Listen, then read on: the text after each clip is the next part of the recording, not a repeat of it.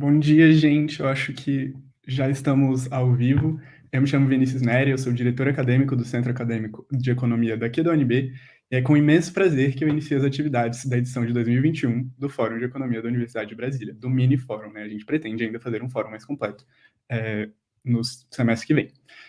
Mas nesse fórum, a proposta do evento é um pouco diferente. É apresentar e fomentar o trabalho de professores do Departamento de Economia da UNB, visando aproximar alunos e docentes em um período que a gente tem pouco contato, né, principalmente por conta do ensino à distância. Então, para promover essa integração, o CAECO tem a honra de, como posto por um dos palestrantes de hoje, retomar um folclore do nosso departamento, os tradicionais debates entre os nossos professores. Então, para isso, eu apresento o professor Roberto Ellery e o professor José Luiz Oreiro. O professor Ellery é bacharel em Economia pela Universidade Federal do Ceará, mestre pela University of Pennsylvania e doutor na área pela Universidade de Brasília. Ele foi pesquisador do Instituto de Pesquisa Econômica Aplicada entre 98 e 2002 e realizou uma série de trabalhos de consultoria junto ao Banco Central, Banco Mundial e muitos outros órgãos. Ele atualmente é chefe do Departamento de Economia da UNB. Professor Ellery, bom dia, boa tarde. Boa tarde a todos. Já o professor Oreiro, ele é bacharel em Economia pela Universidade Federal do Rio de Janeiro, mestre pela PUC-Rio e doutor em Economia da Indústria e da Tecnologia pela UFRJ. Ele foi professor e diretor do Centro de Pesquisas Econômicas na Universidade Federal do Paraná, tendo publicado mais de 130 artigos em revistas científicas no Brasil e no exterior, e organizado também uma série de livros na área. Ele está entre os 6% de pesquisadores mais produtivos do Brasil e da América Latina. Professor Oreiro, bom dia. Bom dia, bom dia, porque como eu sou descendente de espanhol, na Espanha você só diz boa tarde depois que você almoça. Como ainda não almocei, então é bom dia. Muito correto esse áudio. Sim. Vou aderir. Também e sendo que então, o almoço na Espanha é às 2 horas. O nosso tarde. Mas, então, feitas as introduções, eu vou só dar como vai ser, né, esse debate para o pessoal que está assistindo. Cada palestrante vai ter cerca de 30 minutos para fazer sua apresentação, mostrar seus pontos, e aí depois a gente vai ter uma sessão de perguntas. Então, as perguntas vão ser selecionadas pela gestão do CAECO e vocês podem mandar aqui no chat do YouTube. Então, professor Oreiro, se o senhor quiser compartilhar sua tela. Sim, bom, antes de mais nada, bom dia, como eu falei, ainda não almocei. Tá? Então, para mim é bom dia. Tá? Agradeço ao convite do CAECO, né, para estar aqui inaugurando, né, junto com o Roberto, o mini fórum de economia. Quer dizer, já é uma tradição folclórica na UNB que eu e o Roberto temos um debate. Aí as pessoas ficam esperando que seja uma coisa sanguinária, que não sei o quê, um vai dar chute na canela do outro, tal. Nada disso vai acontecer. Lógico que temos nossas divergências, etc. Acho que é uma coisa muito saudável, diga-se de passagem, entendeu? Eu acho que a natureza mesmo mostra, né, de que a uniformidade populacional ela é ruim para a sobrevivência da espécie. Ou seja, quanto mais diverso for, mais... a espécie, por exemplo, é imune a grandes vírus, etc. Bom, mas, enfim, isso posto, né? Então eu vou fazer aqui o compartilhamento de tela, né? Vamos lá. Compartilhar com áudio. Tela, ok. Então vamos para a minha apresentação. Vamos lá. Apresentação de slides do começo. Bom, eu espero que todos estejam vendo a minha tela. Eu vou falar sobre os desafios macroeconômicos da pandemia. Tá? Isso tem muito a ver também com as coisas que eu faço, né? No grupo de pesquisa Macroeconomia Estruturalista do Desenvolvimento, que é do qual eu sou líder, e que é um grupo de pesquisa que está sediado no Departamento de Economia da Universidade de Brasília. Então, nós temos um site que está em inglês, porque a ideia é justamente trocar ideias, né, com pesquisadores não só do Brasil, como também do mundo, né? E o endereço do site está aí, ok?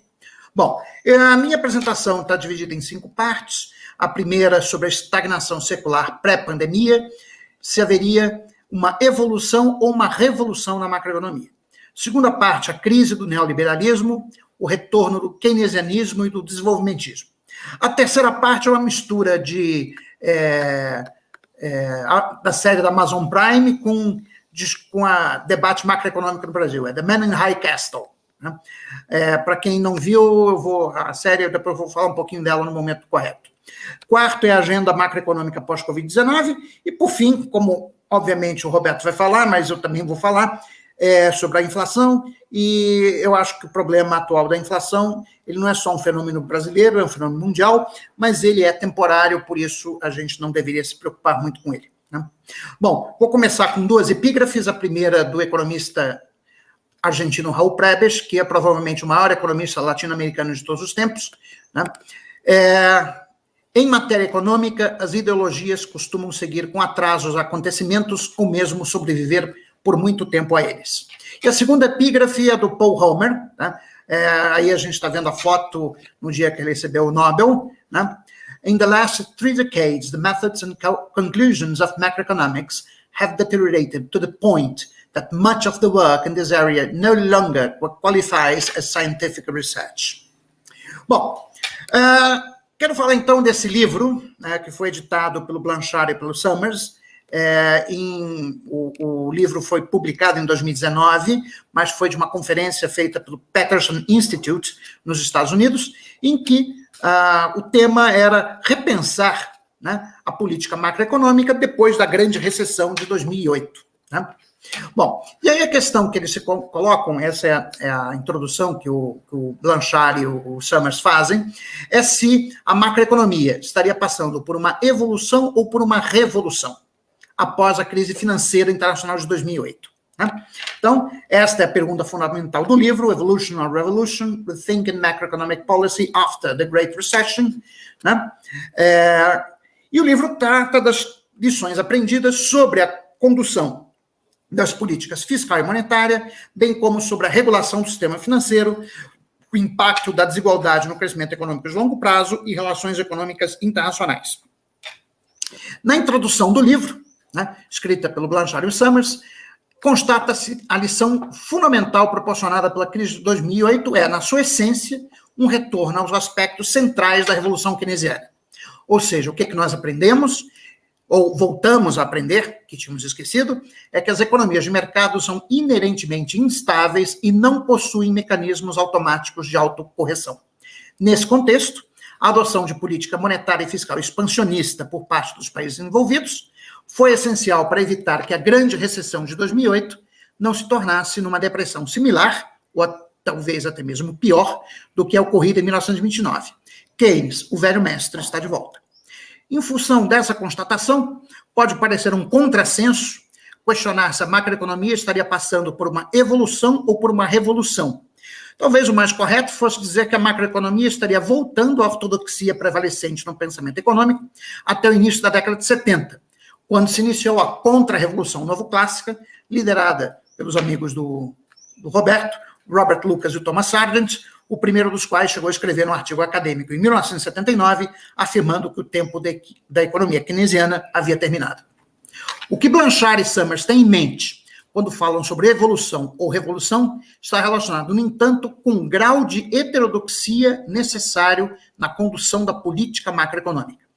O caso em que a macroeconomia passaria por uma evolução seria uma situação na qual a política macroeconômica deixa de ser guiada pelo chamado consenso macroeconômico dos anos 1990 a 2000, baseado no tripé metas de inflação, política fiscal, direcionada quase que exclusivamente para a sustentabilidade da dívida pública no médio prazo e liberalização dos mercados financeiros, e passaria a ser pautada pela necessidade de se criar mecanismos de estabilização capazes de lidar com os efeitos dos choques recorrentes sobre as economias capitalistas. Né? Nesse cenário, a política fiscal assumiria um papel mais importante na estabilização do nível de produção, fazendo com que a meta de consolidação fiscal dos países envolvidos seja atingida em horizontes mais longos de tempo. A regulação financeira introduzida após a crise de 2008, por seu turno, deveria sofrer ainda alguns ajustes marginais para reduzir a frequência e a intensidade das crises financeiras. Então, esse é o cenário de evolução. No cenário de revolução, as mudanças teriam que ser mais profundas. Esse cenário contempla o caso no qual a estagnação secular, entendida como resultado de uma insuficiência crônica de demanda por parte do setor privado, pode exigir taxas nominais de juros cada vez mais negativas ou uma inflação de ativos e expansão de crédito que são insustentáveis para que o nível de produto seja mantido mais ou menos próximo do potencial. É aquilo que o Thomas Perry uma vez chamou, referindo-se à economia norte-americana, de uma economia bubble addicted, ou seja, viciada em bolhas. Quer dizer, você precisa gerar bolha nos ativos financeiros para sustentar o consumo e aí manter a economia mais ou menos operando perto do potencial. Nesse cenário, continuam os autores, a condução da política monetária terá que ser radicalmente modificada por intermédio da adoção de metas de inflação significativamente mais altas, alô Brasil, passando de 2% ao ano para 4% ao ano nos Estados Unidos e na área do euro. E a política fiscal teria que abandonar a preocupação com a consolidação fiscal, pois a geração de grandes déficits fiscais será absolutamente necessária para sustentar a demanda agregada e assim evitar uma excessiva alavancagem e tomada de risco por parte do setor privado. Alavancagem essa que seria necessária para produzir inflação de ativos requerida para a sustentação da demanda de consumo das famílias, o que poderia desencadear outra crise financeira de grandes proporções. Por fim, medidas mais dramáticas de regulação financeira seriam necessárias para redefinir o escopo e a magnitude do sistema financeiro. Bom, próximo ponto é sobre a crise do neoliberalismo. Antes de mais nada, temos que definir neoliberalismo. Isso me faz lembrar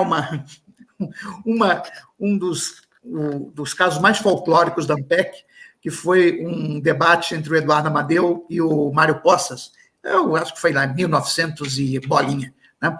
Em que, na verdade, o Amadeu estava debatendo um artigo do Antônio Carlos Macedo Silva, da Unicamp, e aí o Amadeu fala, você usa muito o termo neoclássico. O que é ser neoclássico? Para mim, ser neoclássico é sinônimo de tudo aquilo que eu não gosto. Bom, eu não gosto da minha sogra, logo a minha sogra é neoclássica. Porque o Mário Poças rebateu de pronto, dizendo, bom, a sua sogra não sei, mas que você é neoclássico é. Bom, então a gente tem que definir o termo, né? Então, o neoliberalismo é um termo que, especialmente a partir do final dos anos 80, tem sido empregado em economia política e economia do desenvolvimento, em substituição a outros termos anteriormente utilizados, tais como monetarismo, neoconservadorismo, consenso de Washington, reformas de mercado, numa perspectiva crítica, para descrever o ressurgimento das ideias derivadas do capitalismo laissez-faire, apresentada pelo liberalismo clássico, e que foram implementadas a partir dos anos 70 e 80 com os governos de Ronald Reagan e Margaret Thatcher. Seus defensores advogam em favor de políticas de liberalização econômica extensas, como as privatizações, austeridade fiscal, desregulamentação, livre comércio e o corte de despesas governamentais, a fim de reforçar o papel do setor privado na economia. Bom, o primeiro ponto a chamar a atenção foi que uma parte dessa agenda fracassou, que é a parte das privatizações. O Centro de Estudos em Democracia e Sustentabilidade, do Transnational Institute, sediado na Holanda, mapeou serviços privatizados que foram devolvidos ao controle público em todo o mundo entre os anos de 2000 e 2017. São casos de concessões não renovadas, contratos rompidos ou empresas compradas de volta, em sua grande maioria de serviços essenciais, como distribuição de água, energia, transporte público, coleta de lixo. Segundo o Instituto, o processo de reestatização ocorreu porque as empresas privadas priorizavam o lucro e os serviços estavam caros e ruins. Tá? A nossa base, abre aspas, a nossa base de dados mostra que as reestatizações são uma tendência e estão crescendo, disse a geógrafa Lavínia Steinfort, coordenadora de projetos da TNI, em entrevista ao site do UOL. Tá? Aqui vou mostrar simplesmente o mapa das reestatizações no mundo inteiro, os países que mais reestatizaram serviços, em primeiro lugar a Alemanha, isso entre 2000 e 2017, com 348 reestatizações, a França 152, os Estados Unidos 67, Reino Unido 65 e Espanha 56. Né? Bom, fim da austeridade fiscal e o retorno da política industrial na Europa Ocidental. Eu peço que vocês guardem o nome dessa pessoa aqui, Bruno Le Maire. Esse um dia vai ocupar o Palácio do Eliseu. Tá? É um excelente ministro da Economia, é muito carismático, eu já vi ele falando, até porque eu estou estudando francês, então eu fico escutando os discursos desse cara. Esse cara é muito bom. Tá? Mas ele fez um discurso que eu traduzi aqui, enfim, talvez tenha alguns errinhos de tradução, mas ele diz o seguinte: na política, invocar não é suficiente, você tem que decidir. A França precisa voltar ao crescimento forte e sustentável, desde que seja guiada por uma visão e uma vontade. Devemos, portanto, combinar dois imperativos: investir, isto é, ver mais longe, proteger, o que não é nada além de querer agora. Investir, para garantir o domínio das tecnologias que moldam o nosso futuro. Investir, garantir nossa soberania, sem a qual não há liberdade real. Invista ainda mais para criar cadeias estratégicas de valor em nossos territórios. O desafio é assustador. Podemos pegá-lo? Respondo que já estamos a caminho de ganhá-la, porque protegemos a capacidade de investimento das empresas, reduzindo os impostos sobre a produção e propondo novos financiamentos, porque conseguimos, através da crise, definir novas estratégias industriais onde estados e empresas se apoiam. Proteger, porque defender nossos interesses econômicos e escolha de desenvolvimento é uma causa legítima. Proteção é a outra palavra de ambição. Não é o anúncio do fechamento das fronteiras, da retirada da comunidade.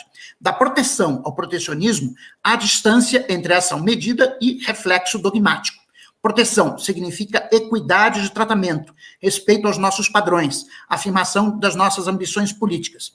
Em 2020, a escolha de proteger a economia francesa através do o que proteger, por que defender nossos interesses econômicos e escolha de desenvolvimento é uma causa legítima. Tem sido absolutamente necessário. Devemos ter em mente o princípio que motivou essa decisão, enquanto o futuro agora. 2021 será o ano do relançamento. A França foi um dos primeiros países europeus a adotar e implantar um pacote maciço de estímulos de 100 bilhões de euros. O aumento funciona. 26 bilhões de euros já foram desembolsados e estão gerando resultados tangíveis nos territórios. A recuperação nos permite reinventar nosso modelo de negócios, que deve ser inovador, descarbonizado e mais justo. Ela se baseia em nossa atratividade, que permanece tão poderosa como sempre, apesar das atuais turbulências. Aproveito a qualidade dos nossos empreendedores, que criam, inventam, investem em todas as áreas. E ontem, o presidente Emmanuel Macron anunciou 30 bilhões de euros para reindustrializar a França. Segundo o presidente, a França deve investir em 3 revoluções: digital, robótica e genética. Abre aspas, a estratégia para 2030 deve nos levar a investir 30 bilhões de euros para responder ao que pode ser considerado uma espécie de déficit de crescimento da França, disse Macron, apresentando seu plano France 2030 a 6 meses das eleições presidenciais. Desde que assumiu o poder em 2017, Emmanuel Macron sempre defendeu uma maior autonomia europeia em nível industrial contra rivais como a China, chegando a defender medidas para proteger o conhecimento existente e impulsionar a inovação. Bom, e agora nós voltamos aos Estados Unidos. Aí nós temos as fotos de Joe Biden e Franklin Delano Roosevelt, e a pergunta que eu quero colocar é se está ocorrendo nos Estados Unidos um novo New Deal. Bom, o presidente Joe Biden anunciou 3 pacotes, tá? 2, na verdade, já foram aprovados, né? E um terceiro ainda está em negociação. O primeiro pacote, que foi aprovado em março de 2021, tinha foco no resgate de pessoas, ou seja, com a ideia de no one will be left behind. O projeto final incluiu 400 bilhões de dólares em pagamento único de $1.400 à maioria dos norte-americanos, $300 por semana em auxílio-desemprego ampliado para 9 milhões e meio de pessoas que ficaram sem trabalho na crise e 350 bilhões de dólares em ajuda a governos estaduais e locais com problemas orçamentários. Este pacote é um pacote keynesiano típico de estímulo à demanda agregada por intermédio de transferências de renda aos desempregados e às pessoas mais pobres. O segundo pacote, que era inicialmente de 2,3 trilhões de dólares, mas foi reduzido para 1,3 trilhões, eles passaram no Senado, né, tem como foco a infraestrutura dos Estados Unidos, que é relativamente atrasada com respeito à Europa e à China e na mudança climática. Aqui o alvo é o lado da oferta da economia. Trata-se de aumentar a produtividade do capital e realizar uma mudança estrutural na direção de tecnologias mais eficientes na emissão de CO2. E, portanto, o foco aqui é elevar o potencial de crescimento de longo prazo da economia dos Estados Unidos. Não se trata de um pacote tradicional de estímulo à demanda agregada. Pelo contrário, trata-se de um programa tipicamente desenvolvimentista. O crescimento econômico será acelerado por intermédio de uma mudança estrutural induzida pelo Estado. Nas palavras do presidente Biden, é um investimento único em uma geração de emprego na América, diferente de tudo que já vimos ou fizemos, disse Biden num evento em Pittsburgh. É grande sim, é ousado sim, e podemos fazer isso. O terceiro pacote, em negociação, visa melhorar a rede de proteção social considerada a mais precária entre as nações ricas, com ampliação da cobertura de saúde, financiamento da educação e licenças a trabalhadores, ou seja, casos aprovados pelo Congresso, vão além do simples socorro à economia e tentam criar um novo papel para o Estado.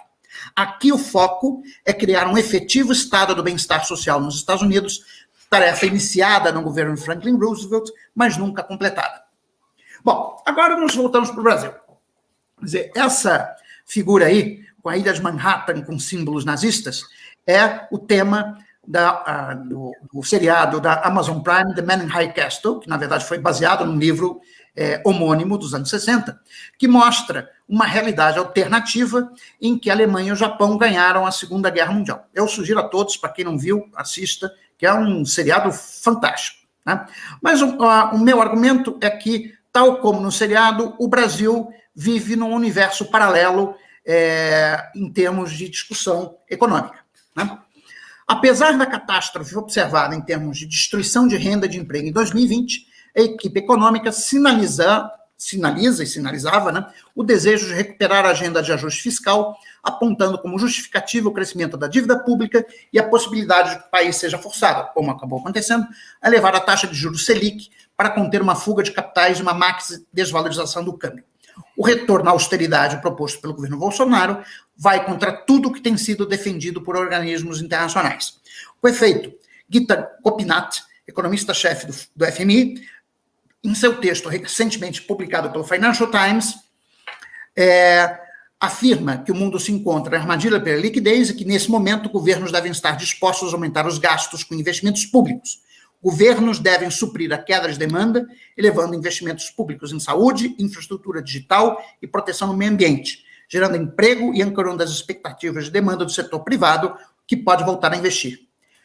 É importante frisar que, mesmo com a elevação da dívida pública no período 2020-2022, aqui no Brasil, o cenário está longe de ser catastrófico, pelo menos no curto e médio prazo.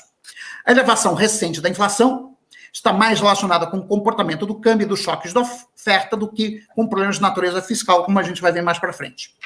A adoção de uma agenda crível de consolidação fiscal a médio e longo prazo, em conjunto com um pacote de expansão fiscal baseada no aumento do investimento público para os anos 2021, que já morreu, e 2022, que não vai acontecer, deverá acelerar o crescimento, ao mesmo tempo que reduz a ansiedade com a sustentabilidade da dívida pública no longo prazo. Nesse cenário, que infelizmente não vai se concretizar, a taxa de câmbio deveria se apreciar, reduzindo assim as pressões inflacionárias. Bom, aqui eu quero... Estou indo para os 10 últimos minutos da minha apresentação, mas relembrar um discurso do Mário Draghi, de 2012, justamente para fazer uma discussão sobre a natureza da taxa de juros. Esse foi o famoso discurso dele. And so we view this, and I do not think we are unbiased observers. We think the euro is irreversible. And it's not an empty word now, because I proceed saying exactly what actions have been made and are being made to make it irreversible. But there is another message I want to tell you. Within our mandate, the European Central Bank is ready to do whatever it takes to preserve the euro, and believe me, it will be enough. Bom, no Brasil se criou, e ainda existe, né, mas foi muito forte no final do ano passado, um terrorismo fiscal por segmentos do mercado financeiro e pela grande mídia, que pode forçar o país a entrar numa nova recessão em 2021, e pelos indicadores, né, econômicos que já chegaram, esse é um risco ainda, sem mesmo ter tido oportunidade de se recuperar das quedas recentes. O caso espanhol é bastante ilustrativo sobre isso. Durante a crise do euro, a dívida pública da Espanha saiu de 54% em março de 2010 para 100% em setembro de 2014. Esse movimento foi seguido inicialmente por uma forte elevação da média móvel dos últimos 12 meses da taxa real de juros de longo prazo dos títulos de 10 anos da dívida espanhola, que passou de 2,42% em dezembro de 2010 para 3,10% em junho de 2012. Então, no dia 26 de julho de 2012, o presidente do Banco Central Europeu, Mário Draghi, afirmou em entrevista para a imprensa que o Banco Central Europeu faria tudo o que fosse necessário para manter o euro em pé. Os mercados entenderam a mensagem de Draghi como uma sinalização de que o Banco Central passaria a comprar quantidades ilimitadas de títulos de longo prazo da dívida espanhola e italiana para forçar uma queda da taxa de juros. Os mercados entenderam perfeitamente a mensagem de Draghi como uma sinalização, né, de que o Banco Central ia intervir na ponta longa da estrutura de juros. E o recado do Draghi foi certeiro e eficiente.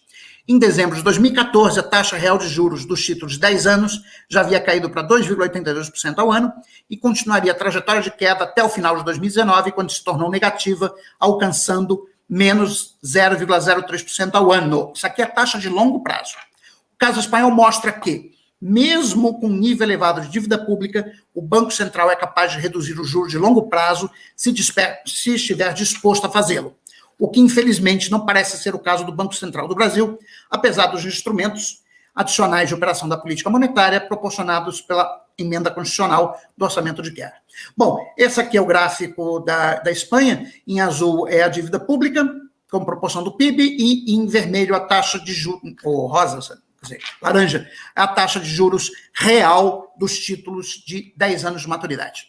Bom, agenda macro pós-Covid. A recuperação da atividade econômica pós-pandemia exige um aumento do investimento público. A demanda privada continuará deprimida em 2021. Para viabilizar o aumento do investimento público, é necessário que o teto de gastos seja eliminado. A dívida pública não é, no momento, e a gente está vendo que ela, na verdade, está caindo, um entrave ao aumento do investimento público, pois, primeiro, não existe número mágico a partir do qual a dívida pública, quando denominada na moeda que o país emite, se torne insustentável. 2, por outro lado, a dinâmica da dívida pública depende da relação entre taxa real de juros e taxa de crescimento do produto. Bom, essa é a evolução da dívida bruta do governo geral. Como eu tinha dito para vocês, em 2021, a dívida pública bruta, não é líquida, do governo geral, como proporção do PIB, iniciou uma trajetória de queda. Ela vai fechar o ano de 2021 abaixo, muito abaixo, uns 8 pontos percentuais abaixo do que ela fechou o ano de 2020. Tá? Bom, sustentabilidade da dívida pública. Desde o artigo clássico do Domer de 44, a gente sabe que se a taxa de crescimento do produto for maior do que a taxa real de juros, o país pode operar com déficit primário e ainda assim reduzir a dívida pública com proporção do PIB. O aumento do investimento público permite um aumento da taxa de crescimento do produto, viabilizando assim uma consolidação fiscal por intermédio da aceleração do crescimento. É o caso da expansão fiscal autofinanciável apresentado no texto DeLong Summer de 2012. A questão, qual é o impacto do fim do teto de gastos e do aumento do investimento público sobre a taxa de juros? Segundo o Banco Central do Brasil, em um artigo de 2020, o quadro macroeconômico de inflação baixa e juros baixos estaria condicionado à estabilidade do quadro fiscal. Atenção, era quadro fiscal que eles estavam falando. Uma deterioração adicional das contas públicas, que não veio, por exemplo, devido à flexibilização do teto de gastos, poderia levar a um aumento das expectativas de inflação, obrigando o Banco Central a abandonar a política monetária estimulativa, mesmo numa situação de elevado nível de ociosidade dos fatores de produção. Outros economistas alegam, além disso, que o desequilíbrio fiscal atual da economia brasileira já estaria tendo efeitos negativos sobre a taxa de juros de longo prazo dos títulos públicos. O argumento é que a elevação da dívida pública para valores próximos a 100% do PIB no final de 2020, estaria produzindo um aumento do prêmio de risco sobre os papéis mais longos e, dessa forma, elevando a taxa de juros de longo prazo, mesmo num contexto de elevada ociosidade dos fatores de produção. Qual a evidência empírica sobre essa tese? Bom, desde a crise financeira internacional de 2008, a dívida pública como proporção do PIB nos países envolvidos se ampliou de forma considerável, mas esse movimento foi seguido por uma redução sem precedentes nas taxas nominais de juros dos títulos da dívida pública desses países, sendo que, em alguns casos, as taxas de juros dos títulos de longo prazo alcançaram valores nominais negativos. Quando olhamos para a história recente do Brasil, a grande recessão de 2014 a 2016 deixou como legado, pelo menos até o final do ano passado, a taxa de juros de curto prazo, a taxa Selic, no seu valor mais baixo da história, mesmo antes de começarem os efeitos da pandemia do Covid-19. Deve-se observar também que entre 2017 e 2019, o Brasil não obteve nenhum avanço significativo no resultado primário das contas públicas, o qual permaneceu deficitário durante esse período.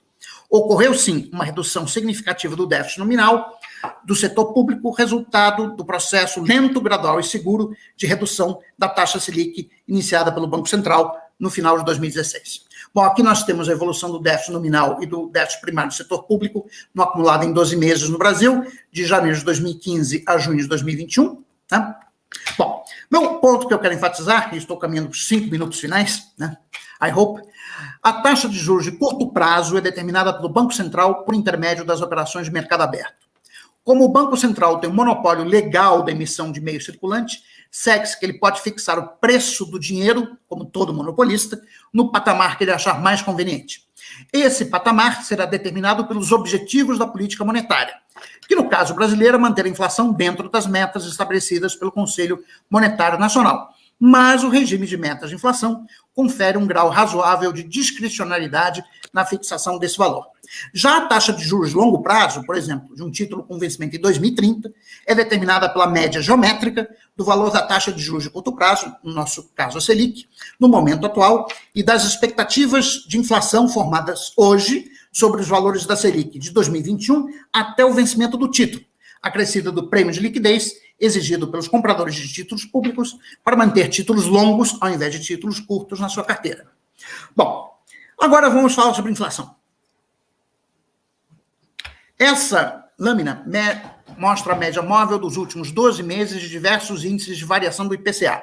Então, nós temos o núcleo de inflação por médias aparadas, núcleo por exclusão, IPCA de bens transacionáveis, IPCA de monitorados e IPCA de não transacionáveis. Quando a gente olha o núcleo de inflação por médias aparadas, núcleo por exclusão e o IPCA de não transacionáveis, a gente vê que até o início do ano de 2021, eles estavam bastante estáveis, há uma aceleração no primeiro semestre, né? Mas, enfim, muito por conta da contaminação que esses índices sofrem, né? Seja direto ou indiretamente, pelo comportamento do IPCA de monitorados, aqui nós temos eletricidade e combustíveis, e o IPCA de transacionáveis, que é basicamente o comportamento da taxa de câmbio. Né? Bom, aqui nós temos o comportamento da taxa de câmbio de janeiro de 2020 a julho de 2021. Quer dizer, nos 4 primeiros meses do ano de 2020, a taxa de câmbio teve uma desvalorização de quase 50%. Né?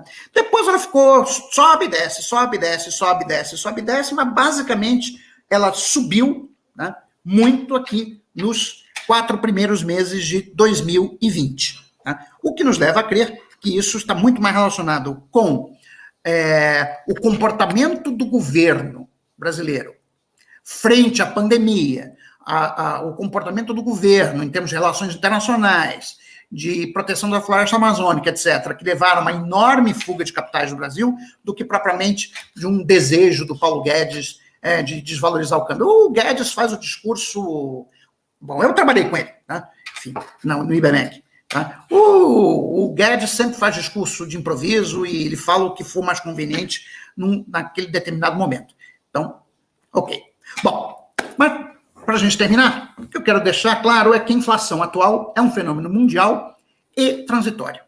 Essa lâmina está mostrando, tá, o índice de preço ao consumidor harmonizado, tá, para a União Europeia, tá, que é a variação anual, tá, acumulada em 12 meses, tá, para a União Europeia, que está em azul, e em laranja para a área do euro. O que a gente observa?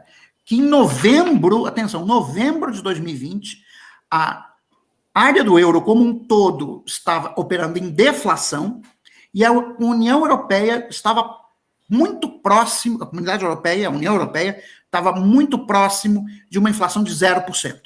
Isso vai aumentando ao longo do ano de 2021, a ponto que na União, no caso da área do euro, a inflação acumulada está perto de 3,5% nos últimos 12 meses. Bom, esse aqui é o mesmo gráfico, só que agora para as 4 maiores economias da área do euro. Em preto está a Alemanha. A Alemanha estava operando em agosto de 2021 uma inflação anualizada superior a 4%. Tá? Tendo partido de uma situação de deflação. Então, se a gente for... o índice de inflação na Alemanha aumentou 5 pontos percentuais. E a Alemanha é um país que tem na sua memória social a tragédia de 2 hiperinflações. Tá? Bom, a gente vê o mesmo caso para a Espanha, tá? E um pouquinho menos, né, mas ainda assim com uma elevação inflacionária bastante considerável, no caso da Itália e da França. E como é que o Banco Central Europeu está reagindo a isso? Se o Banco Central Europeu fosse seguir a lógica do Banco Central do Brasil, ele já deveria ter aumentado a taxa de juros há muito tempo. Mas não é isso que está acontecendo. Pelo contrário, a taxa de juros do Banco Central Europeu, né, que é Money Market Interest Rate, ela ficou ainda mais negativa. Né? Ela caiu no início de 2021, ela estava em torno de menos 0,48, ela está agora um pouquinho mais abaixo. Bom, eu não consigo enxergar, mas enfim, o fato que vocês podem ver no gráfico é que ela caiu, não caiu muito, mas ela caiu, em termos nominais. Bom, e o que acontece? E o que o mercado está vendo desse movimento? Quer dizer, a gente olha aqui para a curva de rendimentos dos títulos em euro, tá? Que são títulos de prazo de maturidade de 10 anos. Em agosto de 2021, a taxa de juros na maturidade, nominal, na maturidade de títulos de 30 anos, estava em 0,2% ao ano. Isso significa que o mercado está esperando que a taxa de juros de curto prazo fixada pelo Banco Central vai continuar muito baixa pelos próximos 30 anos. Bom, como é que o Banco Central pode reduzir a taxa de juros de longo prazo? E com isso termino a minha apresentação. O Banco Central pode reduzir a taxa de juros de longo prazo de duas formas. Em primeiro lugar, sinalizando para o mercado financeiro uma preocupação maior com o nível de atividade econômica do que com a inflação, num cenário em que a economia brasileira deverá operar por vários anos com elevado nível de ociosidade dos fatores de produção. Esse é um instrumento chamado de Forward Guidance. Em segundo lugar, o Banco Central pode intervir diretamente na estrutura a termo da taxa de juros, comprando títulos de longo prazo no mercado secundário e financiando essa compra com a venda de títulos de curto prazo, mantendo assim a liquidez total da economia inalterada, e assim a taxa de juros Selic, mas diminuindo a oferta de títulos de longo prazo relativamente aos títulos de curto prazo. Como títulos de curto prazo e títulos de longo prazo são substitutos imperfeitos entre si, tal operação, denominada de operação twist, deverá reduzir a taxa de juros de longo prazo relativamente à taxa de juros de curto prazo. Deve-se observar também que esse expediente foi explicitamente permitido pela emenda constitucional do orçamento de guerra, o qual, infelizmente, não foi renovado no dia 31 de dezembro de 2020. Bom, para finalizar, eu sempre termino com essa mesma figura. Essa gravura retrata o saque de Roma pelos vândalos liderados pelo bárbaro Alarico em 410 depois de Cristo. É exatamente esta imagem que eu tenho do Brasil sobre o governo de Jair Messias Bolsonaro. Né? Então, eu acho que o que nós precisamos fazer, né, é simplesmente expulsar os bárbaros de Roma e voltar a um mínimo de normalidade a partir do dia 1º de janeiro de 2023. Com isso, eu termino, está aí meu contato, e muito obrigado pela oportunidade de estar aqui apresentando, né, aqui para vocês hoje. Muito obrigado, professor Loureiro. Algumas palmas no chat da Ionete, do Diego aqui também. Então, obrigado pela apresentação. E, professor Loureiro, quando quiser começar, eu vou pôr sua apresentação aqui. E, de novo, obrigado, professor Loureiro. Opa! Ok, muito obrigado, Vinícius. Agradeço ao Centro Acadêmico a oportunidade. É sempre bom trocar ideia com os colegas e participar de eventos do nosso departamento, né? O nosso departamento de economia. Deixa eu botar aqui um timer para poder ter noção do tempo, porque senão eu vou perder o tempo, eu sempre perco. Bom, me avisem também, ajudem se eu passar do tempo. Vamos falar, então, de economia, de perspectivas e de crescimento e de inflação. Vocês vão ver uma leitura bem diferente da do meu colega, bem diferente, tanto no diagnóstico, obviamente, o diagnóstico é diferente, a prescrição há de ser diferente. Então, eu começo crises em todo lugar, né? Crises everywhere, é uma expressão famosa, onde a gente se vira tem uma crise, é um negócio impressionante. E aqui no Brasil, nós temos uma crise de longo prazo, de estagnação da produtividade, que começa, dependendo da base de dados que você usar, meados dos anos 70, começo dos anos 80, bem antes do neoliberalismo malvadão, a produtividade do Brasil já estagnou. Quer dizer, a gente tem essa crise parou tudo, e tinha indústria 30% do PIB e tal, e a produtividade estava estagnada, a década de 80. Aliás, o consenso de Washington veio como uma resposta a essa grande estagnação, ela é anterior. Aí você tem agora uma crise que começa ali no meados da década passada, que eu associo a muita má alocação de capital, particularmente no esforço de resposta à crise de 2008, com uma elevação impressionante dos desembolsos do BNDES e do ativismo do governo ativo, com investimento, com gasto e tal. Você teve um aumento significativo do investimento no Brasil nesse período, né? A taxa de investimento do Brasil chegou a mais de 20%, se não me engano, encostou 22%, o que é atípico. A gente tinha 17%, 18%, o crescimento prometido não veio, mas o dinheiro foi gasto.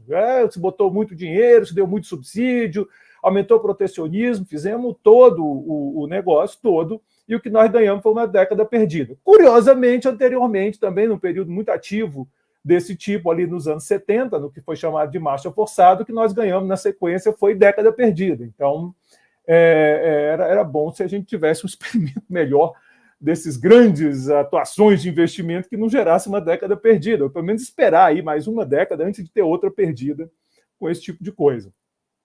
E aí vem a pandemia. Então, quer dizer, você tem a crise de longo prazo, você tem essa crise que eu estou chamando de médio prazo, mas sei lá, é para dar nome bacana. E aí, como se não pudesse ficar pior, vem uma pandemia. E a pandemia é um evento inesperado, um evento que não estava no calendário, ninguém estava fazendo projeções imaginando que a partir de março de 2020 a gente ia ter que ficar em casa. Ia ficar todo mundo preso em casa. Você imagina, eu comecei aquele semestre normalmente, dei aula na pós, dei aula na graduação, minha aula era no auditório, lá no BSA, auditório imenso, quase 100 alunos e tal, e eu estava me preparando para isso, era meu dia a dia, eu chego de noite em casa, vejo o decreto do governador ibanês de lockdown, vou para a UNB no outro dia, para tentar ver como é que a gente ia se posicionar, o UNB sem energia, aquela confusão toda, e foi a última vez. A partir daí, estamos todos em casa. E claro que isso é um choque desgraçado, e tudo passa a ser condicionado a esse choque, principalmente ali no começo. Depois as pessoas foram aprendendo, as pessoas elas são espertas, elas são inteligentes, elas aprendem, mas demora um tempinho, porque foi um choque muito grande. E o Brasil nessa história? Bom, vocês estão vendo aqui, é a taxa de crescimento do Brasil, acumulada em 4 trimestres e trimestre a trimestre. E nós estamos vendo o que foi a pandemia. A pandemia é o típico choque, né? Ela tem uma queda brutal, essa é a maior queda da série, mas depois tem uma elevação brutal, a maior elevação da série. E, obviamente, olhar para um sem olhar para o outro não faz o menor sentido, entendeu? Você dizer, teve a maior queda da série. Claro que teve, cara. Teve uma pandemia. A última coisa parecida, pelo que dizem, tem mais de 100 anos. Depois teve um maior aumento, porque aí dependendo de onde o cara olha, né? Claro que teve, porque tinha tido a maior queda antes e foi um choque, não foi um problema. O problema estrutural já vinha antes, já vinha naquela queda muito forte, aliás, muito mais persistente do que essa, né? Quer dizer, não teve uma queda tão grande, mas você pega 2014, 2015, 2016, aí você vê uma queda, trimestres e mais trimestres seguidos em queda. Esse vai e volta aqui é típico de resposta a choque, né? Aí depois, o pessoal agora acha que a economia vai crescer, não sei por quê, entendeu? Vamos voltar provavelmente àquele normal, 1% e olhe lá. Ache bom, se der mais eu começo a ficar preocupado, é o governo dando mais estímulo do que deve. Bom, então esse é o famoso V do Guedes, que eu gosto de registrar, então isso aqui é a pandemia, isso aqui é o índice do PIB, é o índice de volume do PIB trimestral, e aí vocês veem exatamente o choque da pandemia, ele é visível. E aí vem, recuperamos? Recuperamos não. Mesmo que a gente pegue o crescimento pós... isso aqui é a crise lá 2014, 2015. Né? Olha aqui o tamanho da queda, persistente da queda. A gente não conseguiu recuperar aquela ainda. Se a gente tivesse mantido a trajetória de recuperação que começa em 2017 lá no governo Temer, muito lenta, a gente ia demorar mais um bocadinho para chegar aqui nesse topo, a linha pontilhada. Com a pandemia, a gente está mais longe ainda, quer dizer, nós perdemos mesmo o fio da meada. Mas também não há por que se esperar que depois da pandemia a economia fosse crescer muito mais, porque os problemas estruturais continuam lá. Todos. Aliás, pioraram. Com a pandemia piorou tudo. Então, É isso mesmo, é um crescimento lento, é uma economia que não consegue gerar ganho de produtividade, ela está aí há 40 anos, então teve hiperinflação, teve controle da inflação, teve câmbio desvalorizado, teve câmbio valorizado, teve política fiscal boa, teve política fiscal ruim, teve política monetária boa, política monetária ruim, teve governo militar, teve governo de Collor, teve governo de Fernando Henrique, teve PT com Lula e Dilma, tem o atual presidente, tem o Temer, e o problema continua. Isso é justo dizer que é um problema estrutural, não um problema de políticas pontuais. Então, assim, uma recuperação. Agora, que a recuperação do Brasil não é vergonhosa. Aqui vocês estão vendo a recuperação dos países com dados na base da OCDE. E você vê assim, o Brasil é o que está em destaque, né? Os outros são os outros países. Esses três aqui, que são completamente diferentes, a China, Irlanda e Turquia, e o resto dos países, cada um com seu V. A maioria não voltou ainda, o Brasil voltou, então não é uma recuperação de todo ruim, agora com muito estímulo, né? Uma recuperação na base da pancada. O pessoal que é do governo não gosta que eu digo isso, mas isso é fato, entendeu? O governo foi o auxílio emergencial de um lado, a Caixa fazendo um monte de coisa, de estimulando do outro, mas voltou. Eu não sei se isso é muito saudável, às vezes é melhor voltar. A gente devia ter aprendido em 2008 que esse negócio de dizer, a crise aqui foi pequenininha, isso pode sair caro lá na frente, porque é pequenininha e depois vem o pancadão pelo custo, né? A máxima lá do Timothy Kirchhoff, que se você não prestar atenção nas distorções que você está causando com políticas usadas para manter emprego e investimento durante uma crise, né? Diz isso o Kirchhoff, no longo prazo estaremos todos numa grande depressão. Esse é um artigo do Kirchhoff que ele estava falando exatamente da crise de 2008, dizendo, tudo bem, você quer dar um incentivozinho, vai lá, a gente entende, mas se exagerar, provavelmente estaremos construindo uma grande depressão. O Brasil exagerou e foi o que deu, década perdida.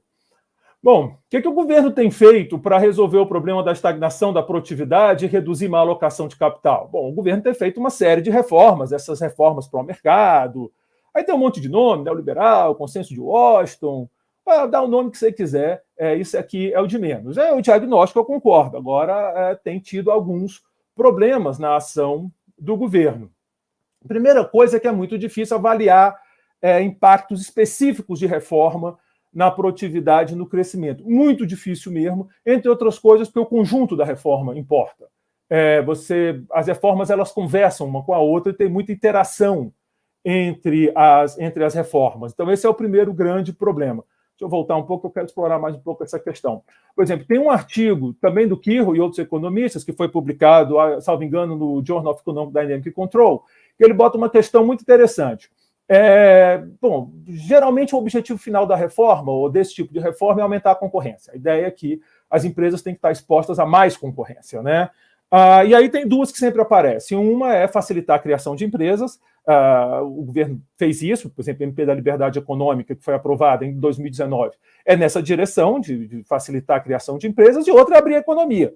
No primeiro caso, você está criando concorrência interna, no outro caso, você está com concorrência externa, mas é concorrência. E aí o Kirchhoff pergunta, mas qual primeiro? Qual eu faço primeiro? Eu abro a economia primeiro ou eu melhoro as condições de criação de empresa primeiro? E aí ele faz lá a análise dele e a conclusão dele é que é melhor abrir a economia primeiro, com um argumento bem claro. O argumento é o seguinte, quando você abre a economia, você aumenta o sarrafo de quão competitiva a empresa tem que ser para sobreviver. Bom, se tu deixa criar um monte de empresa e depois abre, vai quebrar um monte de empresa, porque vai entrar um monte de empresa que não está no sarrafo. É provável que esses caras façam lobby até, e aí sou eu que estou colocando, não é o argumento dele, mas façam lobby para impedir a abertura. Se você faz o contrário, as empresas já vão entrar com sarrafo mais alto, e isso já tem um impacto diferente, e ele faz as simulações mostrando como é diferente o impacto na produtividade. Então, avaliar a reforma é muito difícil. O Sebastian Eduard, ele era de Stanford, não sei se ele está em Princeton agora, mas é um autor conhecido, chileno, ele também tem esse argumento, né, da iteração das reformas e como isso torna tão difícil avaliar os efeitos de uma reforma. E aí o que eu estou vendo agora, no atual governo, é que o governo tem meio que, talvez, focado muito em quantidade de reformas, né? Virou um pouco o discurso do governo. Nós aprovamos mais reformas do que os outros governos. Eu não sei se isso é uma boa estratégia, porque se é difícil avaliar o efeito de uma boa reforma, uma reforma bem conduzida, Claro que nunca vai ter a reforma perfeita, isso não existe, mas há uma reforma razoável. Imagina de um monte de reforma ruim. E é o que está acontecendo hoje. Então, por exemplo, a privatização da Eletrobras é uma reforma interessante, tem um monte de evidências aí, precisa desesperadamente de investimento na área, o governo não tem conseguido investir o suficiente, a gente vive com um drama de apagão, esse 2001 teve racionamento, se você olhar, quase que era todo janeiro se discutia apagão. Aí veio a crise, mudou um pouco de assunto, mas já voltou ao assunto. Imagina se a economia brasileira tivesse crescido mais. A gente estava aqui no escuro. Não ia ter esse evento, porque a gente não ia ter energia para fazer esse evento. Então, olha o tamanho do pepino. Aí você vai lá e faz a reforma. E aí o que acontece? Enfiam lá na reforma, né? Chamaram de jabuti, a gente aqui gosta de dar um nome bonitinho, manobra fiscal vira pedalada, compadrio descarado vira jabuti, mas tudo bem. Botaram esse nomezinho aí, jabuti, mandaram contratar, você tem que ter contratação prévia de geração termoelétrica movida a gás natural. Então, quem comprar a Eletrobras vai ter esse problema. Mesmo em estados que não há suprimento de gás natural adequado. Ou seja, você vai ter que comprar uma energia, você vai ter que contratar uma usina para gerar energia a gás natural num estado que sequer tem suprimento adequado de gás natural. Bom, mas se tu queria melhorar a alocação de capital, não vai dar muito certo não, né? Porque esse é um tipo de coisa que mata a alocação de capital e num setor absolutamente crítico como o de energia elétrica. Então, qual o efeito líquido disso? Não sei. Há quem diga que o efeito dos investimentos que vem, da gestão, vai superar esse. Há quem diga que não. Eu estou olhando, eu não sei o que vai acontecer. E ainda tem a prorrogação dos subsídios no âmbito do Proinfa. Então, talvez, aqui tem uma má alocação de capital, que eu não sei se vai ser compensado ou não por eventuais ganhos. Independência do Banco Central. Fizemos uma festa, né? Independência do Banco Central, finalmente. Agora todo mundo tem mandato, está todo mundo blindado. Isso é uma coisa que eu sempre defendi, eu queria, eu até achei legal quando aprovaram, mas foram lá e colocaram o jabuti, né? O nome bacaninha que dão, que é o seguinte: o Banco Central agora, por determinação legal, tem que perseguir pleno emprego. Por determinação legal. E aí a gente conhece a justiça brasileira. Quem impede que, num futuro próximo, alguém entre e acuse o Banco Central de não estar seguindo a lei? Nós já tivemos no passado o presidente do Banco Central que teve que se esconder para não ser preso, por conta de coisa do tipo. Nós vamos voltar a ter isso. Quem sabe? A justiça brasileira é difícil de entender, às vezes, o que está acontecendo lá dentro. Como o presidente do Banco Central perdeu a blindagem, porque aí, por conta desse episódio, deram uma blindagem, ele ficou com aquele status de ministro, fora privilegiado. Caiu isso agora. Qualquer um, amanhã, qualquer um que está aqui, o meu colega Oreiro, por exemplo, se quiser, ele pode entrar na justiça, questionando se o Banco Central está seguindo a determinação legal. Eu não estou brincando, meu cara. Eu não estou falando de se preocupar com o emprego, porque isso o Banco Central sempre se preocupou no período de meta. É só pegar as atas. Mas o Fed se preocupa com o emprego. O Banco Central também. Lê as atas lá das reuniões do Banco Central, que você vai ver que a atividade econômica ou o emprego aparecem praticamente todas, mesmo no período de meta única. Então, o que nós estamos falando aqui é de uma determinação legal. Qual o efeito líquido disso? Eu não sei e duvido que alguém no mundo saiba, mas é preocupante. Mais uma, estou no lugar errado. Tributação de dividendos. Bom, era uma coisa que não era exatamente o que eu queria, mas muita gente boa e que eu respeito queria, dizendo que isso é importante, a questão da distribuição de renda, o sistema regressivo, vamos resolver isso. Bom, está lá, mandaram a reforma, essa acho que não está aprovada ainda. Mas o que tem o dividendo? Primeiro tem um problema teórico, que a mim sempre incomodou, mas a maioria dos meus amigos dizem que todo imposto tem problema, e esse é um problema pequeno, e pode ser que eles estejam certos. Eu sou um pouco implicante com essas coisas. Que é prender na empresa recursos que poderiam ser destinados a empresas mais eficientes, né? Fora de uma holding, por exemplo, fora de tudo isso. Por exemplo, você é o dono de uma empresa, você vê que sua empresa já está num mercado aí que não vai muito longe, tem um cara lá criando uma empresa que você acabou de conhecer, você quer botar dinheiro nele, se você tirar, vai pagar imposto. Então esse é o problema teórico, mas eu entendo, o mundo todo faz e tal, então eu não vou comprar essa briga, é só porque eu sou chato e registro. Agora vamos ao problema sério que fizeram. Meteram um salto gigante na redondeza do limite de isenção. Se eu não estiver enganado, é 4,8 milhões. Isso quer dizer o seguinte, se tua empresa está faturando menos de 4,8, tu não paga dividendo. Se ela faz mais do que isso, é 4,8. Eu posso ter alguma imprecisão aí, mas é nessa faixa. Você vai pagar 15%. Olha o salto que você está dando numa redondeza tão pequena. Né? Não é que não é imposto de renda, que a alíquota vai... Não, você tem esse corte. O que acontece? Isso é um baita incentivo para a empresa não crescer. Então você vê aqui no Brasil, nós temos Simples. Pô, legal o Simples. Para mim, tudo devia ser simples. Eu não sei porque fazem o complicado. Né? Não é que eu critico o simples, eu critico o complicado. Aí o cara diz o seguinte, olha, você fez sua empresa, mas se sua empresa der certo e começar a crescer, você vai ter um castigo. Você vai deixar de ter o simples, vai passar a ter o complicado, o infernal, o insano. Mas que belo incentivo para a empresa crescer que a gente dá nesse país, né? Agora a gente está dizendo outra coisa. Se tua empresa crescer, além de você sair do simples para o complicado, você vai ter que pagar 15% de dividendo. Ou seja, meu Deus do céu, depois dizem, as empresas não crescem no Brasil. Por que será? Porque será? O sistema tributário aqui é terrível. Vai um pouco a questão da indústria, que eu sei que Coreiro é um estudioso profundo dessa questão da indústria, mas é importante ter em mente que a gente tem um sistema tributário no Brasil que é feito para ferrar com a indústria, porque é fácil fiscalizar. Então você faz um sistema tributário inteiro ferrando com a indústria e depois diz, meu Deus, por que a indústria aqui não cresceu? Ô, mas o que você quer? Você está com o imposto nos caras, porque é difícil fiscalizar outras atividades. É difícil fiscalizar comércio, é difícil fiscalizar serviço, então vamos concentrar na indústria que é fácil de fiscalizar. Então, você vai criando um sistema tributário que mata essas coisas. E depois você olha e diz, deve ser culpa do Banco Central. Só pode ser culpa... Mas, claro, olha para o outro lado, olha para o lado real da economia, que eu não estou dizendo que é o único que importa. Tudo bem, eu até acho que é, mas eu não vou dizer aqui para não provocar, mas certamente ele importa. E às vezes parece que esquecem disso, que o lado real importa. Bom, qual vai ser o saldo líquido dessas reformas? Não sei. Ainda que seja positivo, vamos ser generosos aqui, vamos dizer, tá certo, esses jabutis é um preço justo a se pagar, o saldo vai ser positivo. Quando começará a fazer efeito? E aí vem a discussão que eu tenho, cheio de amigos nesse governo, talvez um dos meus melhores amigos, certamente um dos meus melhores amigos é o secretário de Política Econômica, grande amigo, cara que eu gosto, assim, brother, aqueles caras que a gente diz não quer saber se você está certo ou errado, nós somos amigos, entendeu? Não em política econômica, é claro, aí a gente critica, mas eu falo no dia a dia das nossas vidas. E aí teve aquela brincadeira que aconteceu, que fora de contexto parecia uma aposta para provocação, do tal do churrasco, né? O Oreiro vive querendo tomar um pedaço do meu churrasco, a aposta foi comigo. Mas a discussão ali é que eu dizia, cara, se vocês começarem a crescer muito a economia ainda nesse governo, vocês estão fazendo coisa errada. A economia não pode crescer muito. Aí é estímulo que vocês estão dando. A agenda de reforma é de longo prazo. Foi daí que surgiu essa brincadeira, por isso que eu nunca respondi. Na verdade, eu liguei para ele e disse, Adolfo, se vocês conseguirem fazer essa economia crescer mais de 3%, eu vou xingar muito vocês. Entendeu? Eu vou acusar vocês de estarem destruindo o futuro desse país. Então, é um pouco esse. Reforma demora para fazer efeito. A gente está falando de coisas estruturais. Bom, agora vamos para o problema fiscal. Bom, em 2015... quase todo mundo concordou que havia um problema fiscal sério no país. Eu digo isso porque a presidente Dilma era a grande líder política contra o ajuste fiscal. Em 2005, então, o ministro Palocci, no governo Lula, ele fez um plano de ajuste fiscal de 10 anos.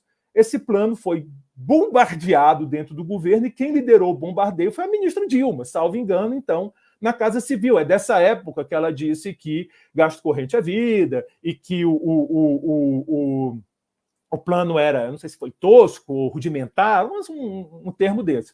Pois bem, em 2015, a própria presidente, olha como o destino pode ser cruel, né? Se tivesse passado o plano do Palocci, talvez ela não tivesse um problema desse em 2015. Mas em 2015, a própria presidente Dilma Rousseff reconheceu o problema fiscal como um problema sério, formando esse quase, porque tem sempre gente que discorda e eu registro isso.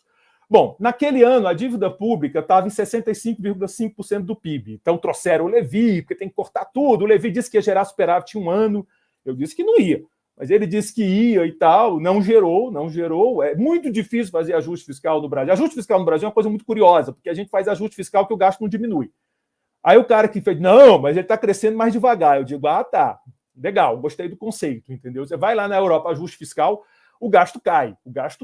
E é porque lá a gente sabe, a Europa tem a Alemanha bancando. Quando tem a Alemanha bancando, tudo é mais fácil, né? Na vida da gente. Mas estava em 65,5%. Se você pegar a projeção do Instituto Fiscal Independente, do Senado, eles estão jogando para 85,6% esse ano. Então é verdade que caiu em relação ao ano passado? Claro, eu botei aqui, era 88%. É verdade, caiu.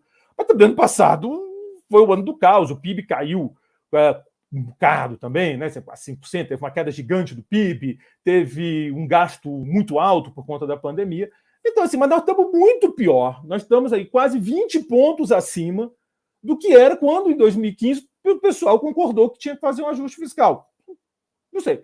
Tudo bem. Quem achava que não tinha que fazer lá, eu entendo. Agora, quem achava que tinha que fazer lá e agora acha que não tem mais que fazer, eu realmente digo. Mas por quê? Porque se lá com 65,5 era urgente, por que agora não é mais com 85? Supondo aí, pode ser que erre um pouquinho, isso é previsão. Aqui é para vocês verem a dívida pública como proporção do PIB. Aqui todo mundo dizia, aqui todo mundo, não, quase todo mundo, eu quero fazer o registro, porque eu sei que teve quem nunca concordou, as pessoas diziam, olha, tem que fazer um ajuste fiscal. Aqui a gente está dizendo, olha, não tem. Ah, pera lá. É difícil entender, porque está muito pior o quadro. Com todo respeito ao pessoal do governo, que tem esse discurso de ajuste fiscal, mas o quadro piorou, e eu nem os acuso, não. Vamos ser sinceros, se eu estivesse no governo, eu não ia impedir. Você estava numa pandemia, como é que você vai negar o aumento do gasto? Era impossível, não é nem uma questão de escolha. E aí vem a inflação fora de controle. Agora, em setembro, o IPCA acumulou 10,25 em 12 meses. A expectativa do Focus, olhei também essa semana, agora no último, 8,59. Bom, é exagero dizer que é fora de controle? Cada um tem uma leitura. Agora, se a meta é 3,75 e o máximo aceitável é 5,25, e o pessoal de mercado está dizendo que vai dar 8,6, enquanto já acumulou 10,25, eu acho justo falar fora de controle. Você perdeu o controle. Ou então, é o que o nome disso, né? Quer dizer, eu digo que vou fazer no máximo 5,25, dou 10,25 em 12 meses, você errou. Você não conseguiu controlar, por isso o nome fora de controle. Isso não quer dizer que vai ficar para sempre fora de controle. E sim, é possível que o Banco Central recupere o controle, mas vai ter que trabalhar. Por quê? Porque ainda assim o BC mantém estímulo monetário. E esse é o ponto assustador. As estimativas de taxa neutra que você pegar lá por março era 6,5. Eu acho que aumentou. Alguém pode dizer que não. Mas o fato é que se era 6,5 lá, e agora provavelmente uma coisa mais alta, eu nunca comprei aquele 6,5, mas tudo bem, não vou brigar com o pessoal econometrista, não. Deixa eles lá para as estimativas dele. Está em 6,25. Então está abaixo da neutra, isso significa estímulo monetário. O Banco Central está estimulando uma economia com crise de oferta. Qual o resultado disso? Está aqui, ó, a expectativa de inflação é o azulzinho claro, a meta Selic é o azul escuro, você vê que ela sempre ficou acima. Essa não é uma medida perfeita de juros reais, porque tem que fazer do data, mas dá uma noção. Cruzou aqui em 2020, então pela primeira vez cruzou desde 2011, você cruza, e o Banco Central não voltou ainda a botar a Selic acima da expectativa de inflação. Ele não fez isso até hoje, entendeu? Ele ainda está lá olhando, deitado em berço esplêndido. E o que foi a pandemia, na minha leitura? Por isso o That Seventh Show. É os anos 70 de volta. É aquele choque de oferta gigante no começo dos anos 70, a pandemia fez isso. No começo era complicado, porque por conta das pessoas ficarem em casa, que era o certo a fazer, aliás, eu fiquei, e graças a Deus eu tive essa oportunidade, meu emprego me permitiu isso. Aliás, eu fico até agora em casa. Você tem um baita de um choque. No começo, então, teve uma queda de preços, porque também teve um choque de oferta, foi seguido de um choque de demanda. As pessoas em casa não compram. Mas, como era óbvio, as pessoas começaram a voltar, porque nem todo mundo tem esse privilégio, digamos assim, de ter um emprego como o meu, que me permite ficar em casa, dando aula, por mais que eu prefira dar aula presencialmente, mas estamos se virando. Então, o choque de demanda foi indo e o choque de oferta continua, como nós estamos vendo hoje. Aí dá um monte de nome bonito, eu já vi gargalo, disrupção das cadeias produtivas, esse é bonito, Abessa, eu gostei desse nome. É um monte de nome bacana, mas o nome disso é choque de oferta. Você deu uma pancada no processo produtivo, a oferta retraiu. E qual o problema desse tipo de choque? Se você ficar estimulando a economia, você não consegue essa recuperação rápida da economia, o que você consegue a inflação foi os anos 70. Por isso, That Seventh Show. Nós voltamos aos anos 70, e aqui no Brasil dá um agravado aí, porque a gente ainda tem uma crise hídrica com efeitos na energia elétrica. Mas o que você tem, então, os países responderam à pandemia com política de demanda, eu volto a dizer, compreensível, mas, particularmente do lado fiscal, talvez inevitável, mas o resultado disso é esse aumento global da inflação, e as pessoas ficam dizendo, mas o problema é porque falta energia não sei aonde, a China parou a produção de carvão, eles pararam, porque estava tudo parado, ainda tinha uma questão ambiental, agora não tem carvão, as fábricas chinesas não trabalham. Você olha para a indústria automobilística brasileira, capacidade ociosa, ali não tem.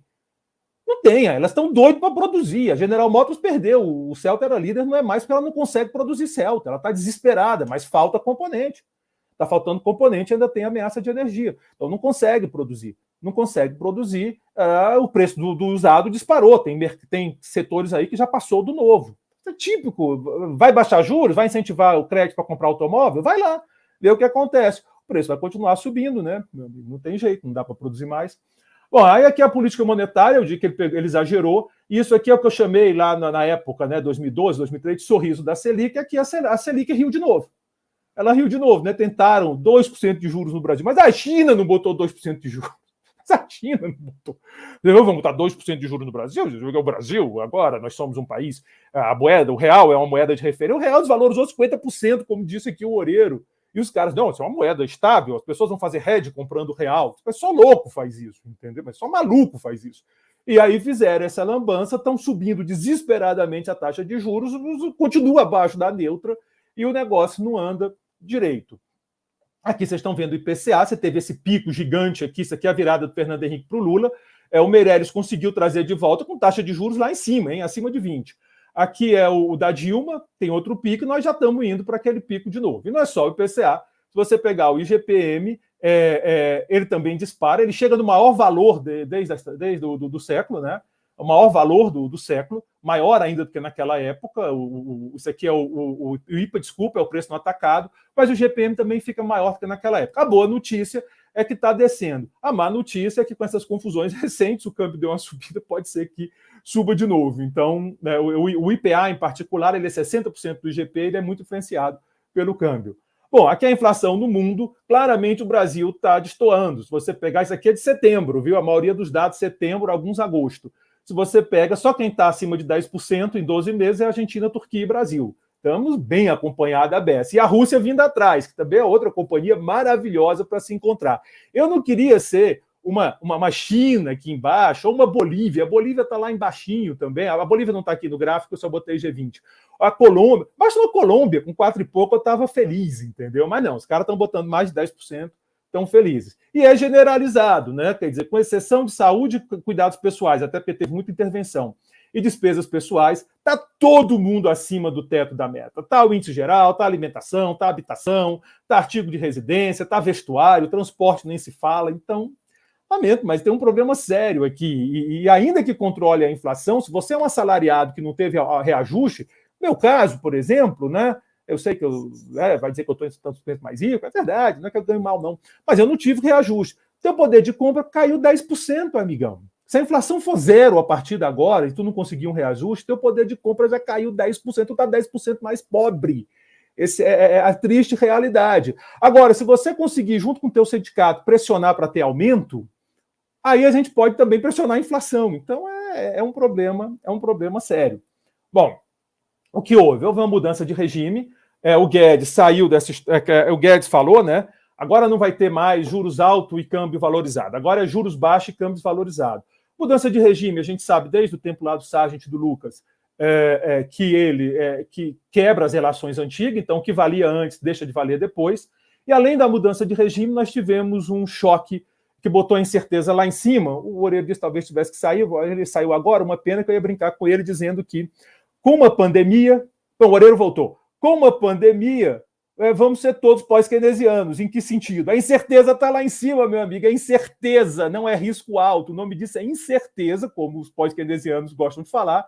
E numa presença de incerteza, projeção econométrica não é exatamente a coisa mais confiável do mundo. Tem que fazer, ganha para isso, tem que fazer. Se eu estivesse lá, eu faria. Mas a gente sabe que dá problema. Mas vocês estão vendo, expectativa de inflação, estou chegando perto do fim. Aqui é a expectativa de inflação, né? Quer dizer, o pessoal já não é muito bom, eles vivem errando aqui o alvo, né? Aqui a inflação em azul escuro é a inflação de fato, e aqui em azul claro a expectativa de inflação. Mas tem alguns momentos, você pega 2015, não viram a inflação subir. E, curiosamente, também não viram a inflação cair em 2016, 2017. Bem curioso, né? Então, demora a se adaptar, principalmente nesses momentos extremos. 2021, eu não sei onde vai dar. A expectativa que começou abaixo de 4 já está em 8,5. Deus sabe onde isso termina. Aqui 2020 ida. Então tem que tomar cuidado. E mudança de regime, mas não é que os caras são ruins, é porque talvez seja impossível prever. Aliás, o Joe Cochrane, que é um economista, um macroeconomista de finanças de Chicago, está em Stanford, ele já levantou a questão se é que é possível prever inflação. se é que é possível, se não é um passeio aleatório, mas essa é outra discussão. Então, e o BC, como eu digo, ele fica dizendo, não, mas as expectativas para o ano que vem estão na meta, está tudo bem.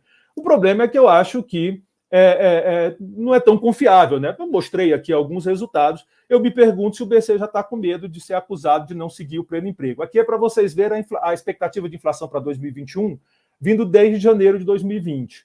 Nós estamos em outubro, então a gente está mais ou menos por aqui. Olha o que diziam que essa inflação de 21, em outubro de 2020, olha o que estão dizendo agora. Nada garante que não aconteça ano que vem. O Banco Central está elevando os juros, e eu acho que é isso que ele tem que fazer mesmo, mas o negócio está longe de estar controlado. Bom, o que tem que fazer? E aqui eu termino. A primeira coisa que eu acho, é meu último slide. Bom, primeira coisa é controlar a inflação, a segunda coisa é controlar a inflação e a terceira coisa é controlar a inflação. Se ela se controlar sozinha, melhor ainda, o governo poupou um belo trabalho. Mas a gente tem aqui um hábito da inflação não se controlar sozinha, né? Mas tudo bem. Mas tem que controlar a inflação. Sem controlar a inflação, a agenda de reforma está toda comprometida, porque se é uma coisa que distorce a alocação, é a inflação muito alta por muito tempo. O ajuste fiscal é necessário, ajudaria no controle da inflação, mas, sinceramente, eu acho que é uma discussão meio descabida. Não é razoável acreditar em ajuste fiscal, independente do que diga o senhor ministro e os membros do governo. O governo não vai fazer ajuste fiscal. O presidente Bolsonaro já deixou claro isso. A discussão do Bolsonaro é como não pagar os precatórios. Por quê? Porque quer controlar gasto? Não, porque ele quer dar um aumento aí no Bolsa Família, que ele vai mudar de nome. Essa é a coisa mais velha no Brasil, é isso, você muda o nome da política, e claramente a gente sabe por quê, né? Porque tem ano eleitoral. Eu acho que nem vai funcionar muito, que quem já ganhou 600 para ganhar 400 vai achar pouco de qualquer jeito. Mas tudo bem, é o governo fazendo isso. Aquela liberação de emendas está uma verdadeira festa, etc, etc. Então, eu acho que é uma não discussão ajuste fiscal, porque não vai ter. Essa discussão vai ser de 2023, quem ganhar, vamos ver como é que vai ser. É capaz de ser assim, a gente vai ter um candidato dizendo que vai fazer ajuste, mas se ganhar não faz, e outro dizendo que não vai fazer ajuste, mas se ganhar faz. É muito provável que seja esse o embate político do próximo ano. Reformas. Deve continuar a agenda, na minha avaliação, mas talvez seja o caso de lembrar que menos pode ser mais. Eu acho que menos quantidade de reforma, mas focar mais na qualidade de reformas, porque uma reforma ruim pode ter um efeito desastroso. Agradeço a vocês, eu tenho esse blog aí que vocês estão vendo o endereço, caso queiram, de vez em quando eu vou lá e faço, não é muito regular os updates, mas de vez em quando eu vou lá e faço um update e faço uma provocação. Muito obrigado, e era isso que eu tinha para falar. Quase que eu fico do tempo, né? Fiquei pertinho. 3 minutos. Muito obrigado, professor Ellery. Algumas palminhas aqui no chat, elogiando a discussão também. Então, muito obrigado de novo.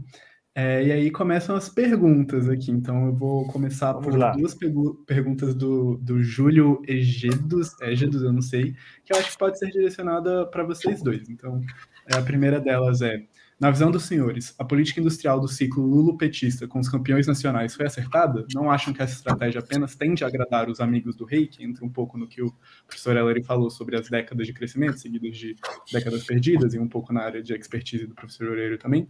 E aí, uma continuação dessa pergunta é: por essa lógica de política industrial, como não viciar o sistema e evitar abrir espaço para a corrupção? Sim, porque o que tivemos na política industrial do ciclo petista foi corrupção e agrada a grupos de interesse. Vocês querem que eu faça mais uma para essa rodada ou só essas duas? Acho que melhor ir uma a uma, né? Porque senão eu vou esquecer. Tá, beleza. Então acho que essas duas aí por enquanto. Esse é o problema. A gente vai ficando velho e vai esquecendo as coisas. Terrível, né, Aurélio? Pois é. Bom, então, sei lá, vamos manter a ordem? Eu começo? Tá. Bom, sim, pode dar para dar um bom, como o Roberto Ellery sabe muito bem, né, a gente já se conhece há vários anos, eu fui um ferrenho crítico da política econômica do PT. Tá? Se hoje em dia o pessoal me chama para, enfim, participar de eventos lá no Senado Federal, é porque o governo é o Bolsonaro, entendeu? Então, qualquer coisa que frente ao Bolsonaro, qualquer um é de esquerda. Tá? Então, enfim. Bom, agora, a política industrial do PT foi um desastre. Né? Eu vou dizer por que foi um desastre. Porque se ela fosse bem-sucedida, não teria permitido a imensa desindustrialização da economia brasileira no período petista. Quer dizer, a indústria de transformação, a participação da indústria de transformação no PIB, cai de 17 e pouquinho % do PIB em 2005 para pouco mais de 12% do PIB em 2015, e depois continuou caindo. Ano passado chegou a 9%. Tá? Então, assim, você tem que... Quer dizer, independente de corrupção, assim, eu não... Sobre esse negócio da Lava Jato, saiu uma matéria muito interessante no jornal Le Monde, né, sobre a Operação Lava Jato. Enfim, eu acho que tem muito mais mistérios entre o céu e a terra do que nossa vã filosofia pode pensar. Então, eu não quero comentar corrupção. Não sou advogado, não sou juiz, não sou... Então, não tenho... Entendeu? Eu acho que corrupção é um problema que existe em qualquer lugar. Né? Agora, olhando para a política industrial, quer dizer, ela, de fato, ela fracassou. E fracassou por duas razões. Né? Fracassou, em primeiro lugar, porque não exigiu contrapartidas por parte das empresas. Quer dizer, você concedia empréstimos, o BNDES concedia empréstimos para empresas que, do meu ponto de vista, não só não precisavam, como não deveriam ganhar o empréstimo subsidiado, por exemplo, a JBS. A JBS é uma exportadora de produtos primários. Quer dizer, nós, no Brasil, temos um problema de doença holandesa, que o setor, o agropecuário é extremamente produtivo. Um negócio que é extremamente produtivo, você dá crédito subsidiado, realmente é você querer tornar rico quem já é rico. Então, realmente, não deveria ter sido feito. Eu acho que os critérios de seleção foram errados, eu acho que não houve contrapartida, e mais importante, né, nós adotamos a estratégia, nós quisemos voltar ao modelo de substituição de importações. Esse modelo está superado. Se vocês pegarem o livro do Caldor, Strategic Factors on Economic Development, o Caldor, ele divide, né, o processo de industrialização dos países em 4 fases. E diz que os que se tornam ricos são os que chegam na 4ª fase. A primeira fase é a substituição de importação de bens de consumo. A segunda fase, que essa a gente fez de 1930 até 1964. Segunda fase de promoção de exportações de bens manufaturados. Foi isso nós fizemos durante o milagre econômico, com o Delfim, o sistema dele de câmbio múltiplo, subsidiando a exportação de manufaturados. Terceira fase, substituição de importação de bens de capital. Nós fizemos isso com o segundo PND. Quarta fase, promoção de exportação de bens de capital. Ou seja, o país tem que se tornar um exportador líquido de bens de capital, como é a Alemanha, por exemplo, como é a China, por exemplo, como é os Estados Unidos, como é a França. Tá? Isso nós nunca conseguimos chegar. Tá? Bom, as razões por que a gente nunca conseguiu chegar, enfim, eu daria outra palestra. Tá? Mas o fato é que a política industrial do PT, no fundo, foi para voltar à primeira fase, tá? Da substituição de importações de bens de consumo. Tá? Ao invés de estimular a economia, as empresas nacionais a conquistar market share no mercado mundial, ou seja, aconteceu justamente o contrário. Se você olha para a participação das exportações de manufaturados brasileiros na exportação mundial de manufaturados, ela está caindo há mais de 30 anos. Né? Então, foi uma política industrial errada. Né? E, diga-se de passagem, o segundo PND foi errado. Não só porque ele teve financiamento externo, porque ele não passou para a fase, né, de promoção de exportações, que ele deveria ter consolidado a exportação de bens de consumo, né, e já pensar na exportação de bens de capital. A gente não conseguiu fazer essa fase. Tá? Agora, se é uma estratégia... bom, a dos campeões nacionais, essa eu já respondi, mas tinha uma outra pergunta nisso? Se encaixava. Se para não viciar, se abrir espaço para corrupção, porque tivemos uma política industrial, se foi corrupção. Bom, enfim, acho que eu já respondi sobre isso. Então, eu vou ser bem mais breve, até porque eu concordo aí com as linhas gerais do Júlio. Só fazer um registro, né? Engraçado isso, porque quando eu falo isso parece até que eu estou defendendo o PT, e todo mundo sabe que eu sou muito crítico do PT, e eu não virei crítico do PT agora não, sou desde os anos 90, entendeu? Que eu tenho lá minhas divergências. Mas assim, uma maneira de ver é dizer, olha, o PT é problema do PT, o PT é depravado, corrupto, o nome que você quiser dar, e ele não soube fazer o negócio, e por isso teve corrupção, por tudo isso. Eu, apesar de fazer muitas críticas ao PT, eu acho que o problema é um pouco mais embaixo, o buraco é mais profundo. Existe uma captura muito forte do Estado brasileiro por grandes grupos econômicos. Gigante. É claro que existe algum grau de captura. Aliás, hoje à noite eu vou participar de uma discussão com um grupo liberal sobre um livro que eu aproveito para recomendar para todo mundo, que é o Capitalismo para o Povo, do Zingales, que faz essa discussão de uma maneira espetacular. Claro, ele está pensando nos Estados Unidos, apesar de ser italiano. Mas, enquanto isso durar, e isso não é a política econômica que vai acabar, eu creio que qualquer esforço do tipo de política industrial, investimento público, vai repetir o passado. Porque essa captura faz com que a política seja desenhada pelos interessados nela. Então, os interessados, eles não vão... Por exemplo, por que não promoveu exportação? Porque é ruim para os caras. Porque era melhor para os caras ficar protegidos num país super fechado. Então, ou a gente dá um jeito de quebrar esse controle, e eu não estou falando levar a zero. Aí seria uma coisa utópica, uma ingenuidade de você imaginar que não vai ter uma relação. Ou a gente quebra isso, ou então reconstrói em outras bases, porque você vai me dizer, porque na Ásia tem muito isso. Tem, mas por alguma razão levou para um equilíbrio diferente. O daqui, o que nós temos é uma captura completa que pega qualquer política desse tipo e transforma num monstrengo. Então, por mais que eu tenha crítica ao PT, nessa hora eu digo, não é só porque era o PT. Outro que fizesse, muito provavelmente, talvez com um grau diferente, ia dar a mesma coisa, porque o problema original é essa completa captura, esse compadrio que o Gustavo Franco recentemente chamou de capitalismo de quadrilhas em vez de compadres. Dê o nome que vocês quiserem. Mas essa é a minha leitura. Obrigado, professores. A próxima pergunta é do João Victor. Nos últimos 40 anos de estagnação, as economias que mais cresceram foram as que liberalizaram ou as que interviram sobre as estruturas produtivas. As reformas do Brasil se alinham às boas práticas internacionais? Então, acho que é bem um conflito de visões aí dos senhores. Ou não, né? Não sei se o Oreiro quer começar ou se começa eu. Bom, assim, você tem que olhar... Bom, primeiro você tem que definir exatamente o que é liberalizar. Né? Esse é o primeiro ponto. Tá? E o que significa intervir. Também é outra... São coisas completamente diferentes. Né? Quer dizer, e aí que é importante separar a questão da regulação da demanda agregada, que é uma questão keynesiana, estrito senso, regulações de demanda, regulação macro, né? De políticas vamos dizer assim, mais de planejamento do desenvolvimento econômico. Tá? Bom, se a gente pegar a experiência do pós-Segunda Guerra Mundial, quer dizer, você teve muito planejamento econômico em países como a França, como a própria Alemanha, etc., e que funcionou muito bem. Tá? A China é um país que é uma economia, não é uma economia centralmente planificada, como é da União Soviética, ou era da União Soviética, mas é uma economia que tem planos quinquenais, e essa economia está crescendo muito. Agora, ela liberalizou? Sim, fez alguma abertura econômica, né?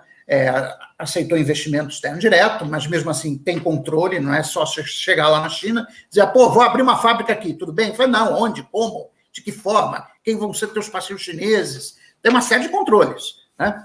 Quer dizer, é uma economia que é voltada para a exportação, né? Mas que ela tem essas duas coisas, quer dizer, acho que o importante nesse debate é deixar uma coisa muito clara. Não se trata de Estado versus mercado. É Estado e mercado. Eu acho que eu deixei claro isso na fala, naquele discurso do Bruno de Marie, que é o ministro da Economia da França, e do próprio presidente Eduardo Macron. Tá? Então, assim, essa ideia liberalizar ou intervir não é assim. Tá? Quer dizer, tem coisas que você precisa liberalizar mesmo. E é o seguinte, eu sou favorável a uma maior abertura comercial da economia brasileira. Só que eu acho que a gente tem que começar pelas exportações, não pelas importações. A gente tem que estimular as exportações de produtos manufaturados, tem que recuperar a competitividade da indústria, porque ela perdeu muito nos últimos anos por investimentos que não foram feitos, e aí sim você vai reduzindo as tarifas de importação e vai aumentando o fluxo de comércio. Né? Mas a sequência importa. Eu acho que a abertura comercial precisa ser feita, mas ela tem que começar pelo lado das exportações. Eu preciso aumentar o market share das exportações manufaturadas brasileiras nas exportações totais. né? E para isso eu preciso recuperar a indústria brasileira, a competitividade dela. Se você abrir agora, você vai acabar de matar com a indústria de uma vez. É isso.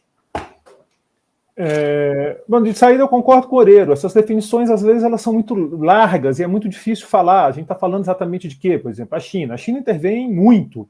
A China tem uma relação entre empresas e governo que, por exemplo, me preocupa muito. Agora, a China, se você comparar com o que a China era, por exemplo, nos anos 80, ela liberalizou.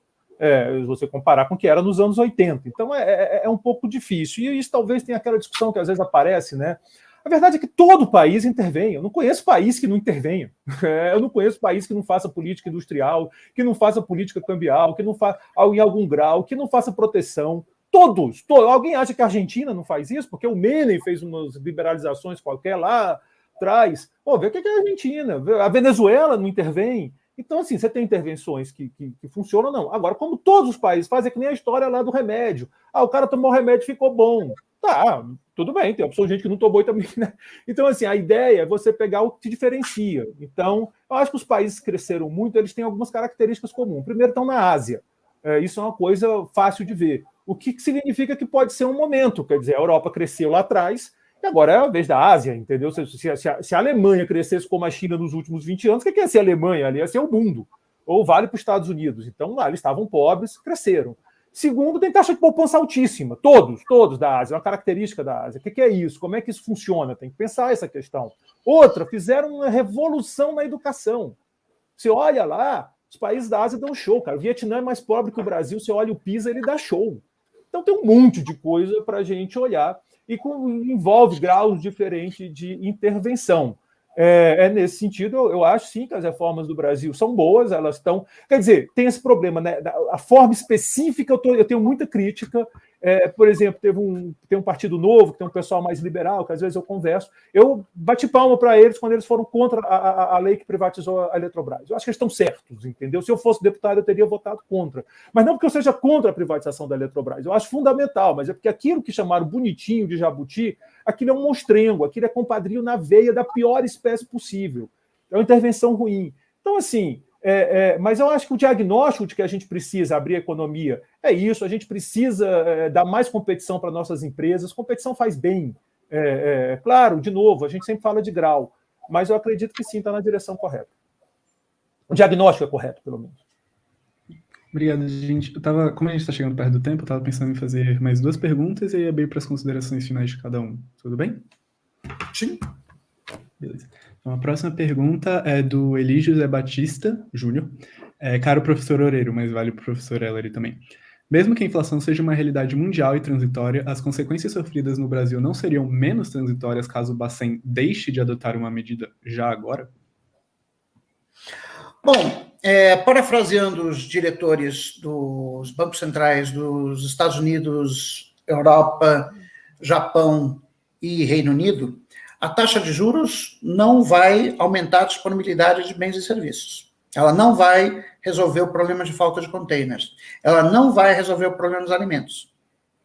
Quer dizer, nós chegamos, realmente, a nossa inflação acelerou muito, tá? Eu acho que é devido a fatores, primeiro, idiosincráticos da economia brasileira, com um elevado grau de indexação dos preços monitorados à taxa de câmbio, tá? E, além disso, eu quero lembrar que o Guedes acabou com os estoques reguladores de alimentos da Conab em 2019. E, no início da pandemia, o Brasil, enquanto vários países estavam constituindo estoques precaucionais de alimentos, porque tinham medo de que houvesse uma interrupção nas cadeias de fornecimento de alimentos por conta da pandemia, o Brasil exportou como se não tivesse amanhã. Né?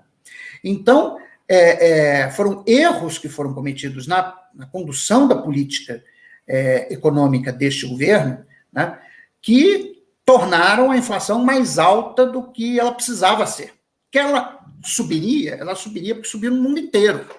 E o que o comportamento do Banco Central Europeu e do Federal Reserve está mostrando é que eles estão vendo a inflação subir acima da meta.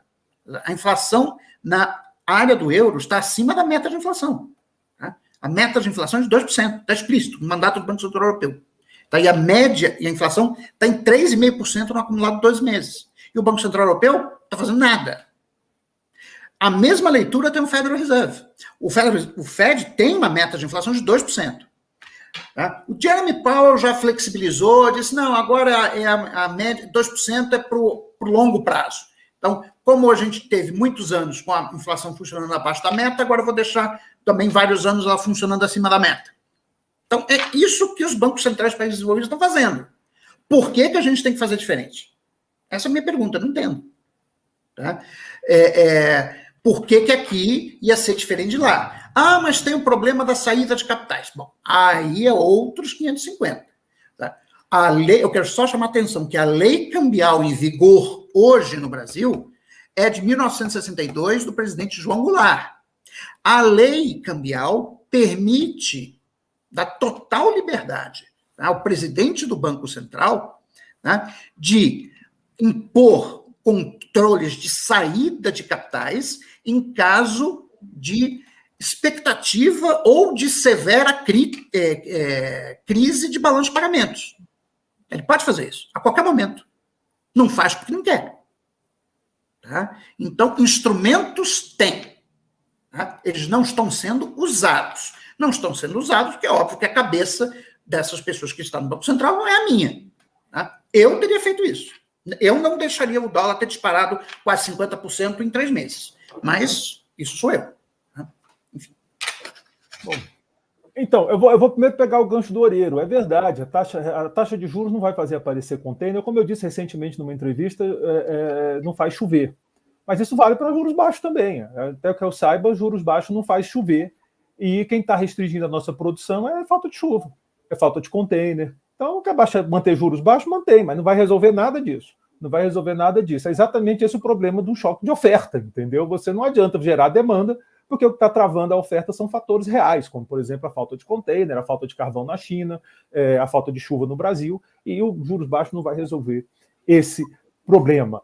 Os bancos centrais, aqui tem um problema, né? Por exemplo, o Fed flexibilizou a meta dele. A meta está flexibilizada. O Banco Central Europeu, a relação dele com a meta é meio assim, porque não é tão formal. Aqui nós temos uma margem de erro. Se a inflação tivesse 5%, não estava essa pressão toda. Por quê? Porque está na margem. Tem uma margem aqui. A nossa margem vai até 5,25%. Nós estamos com inflação de 10%. E só quem está nesse nível do G20 é a Argentina e a Turquia, cara. Ninguém mais está com 10% de inflação e quem vem atrás é a Rússia, que é outro problema, entendeu? Então, assim, tem um problema sério de inflação. Agora, os bancos centrais, com todo respeito aos bancos centrais, inclusive ao do Brasil, algumas pessoas que estão no Banco Central são pessoas que eu admiro muito, assim, alguns macroeconomistas, o Fábio Kandzuk, para mim, é um dos melhores macroeconomistas do Brasil. Então, com todo respeito, os bancos centrais, não só o nosso, erraram feio esse processo inflacionário. Aparentemente, eles não entenderam o tamanho do problema. Porque se fosse depender dos banqueiros centrais, não tinha inflação. Todos diziam que não ia ter. Ou como diz o outro, quem não viu a bola chegar a um palmo do nariz, isso foi alguém no Facebook que botou, adorei essa expressão, do beisebol, vem do beisebol dos Estados Unidos. Quem não conseguiu ver a bola chegar quando ela estava a um palmo do nariz, agora está querendo dizer onde a bola vai daqui a 2 anos. Eu te digo, ninguém sabe. Eu não sei, mas os bancos centrais também não sabem. Essa é a minha leitura. Então, na dúvida, faz o que tem que fazer, seja prudente na dúvida. E a prudência diz que não é hora de estar dando estímulo para a economia brasileira, na minha opinião. Em linha com essa pergunta, a última que a gente vai fazer é do Carlos Eduardo Reis, que diz: já que estamos em inflação de oferta, os preços das construção civil elevados, carestia de materiais, é razoável injetar 48 bilhões, que é a PEC explicatórios, em investimentos como o governo federal quer?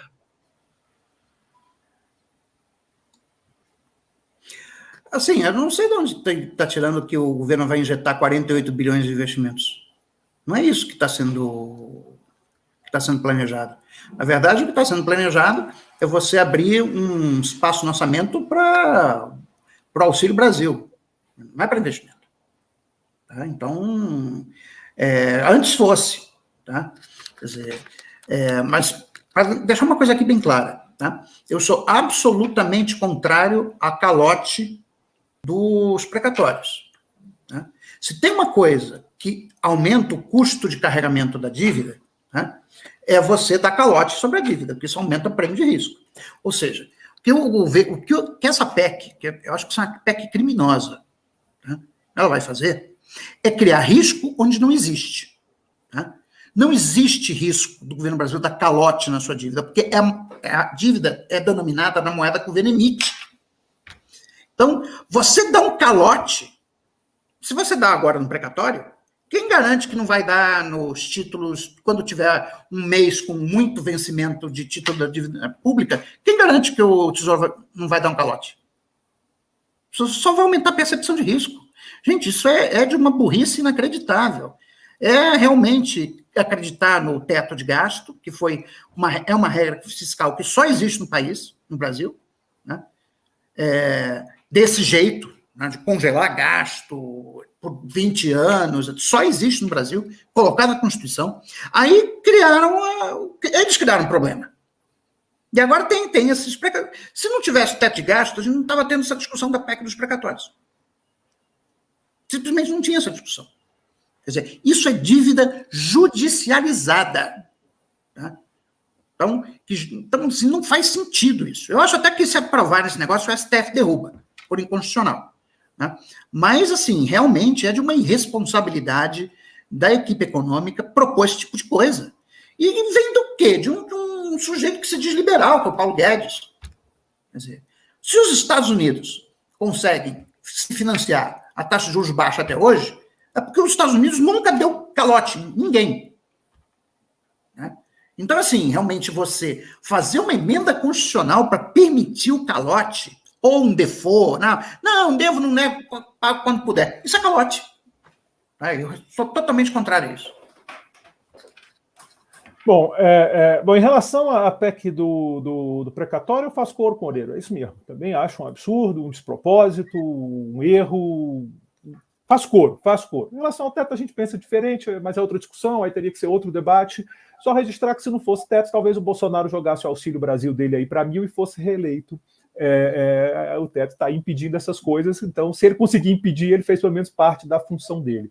E quanto à pergunta em si, a minha leitura é que as empresas brasileiras não estão conseguindo produzir, e eu acho que o exemplo mais óbvio é na automobilística.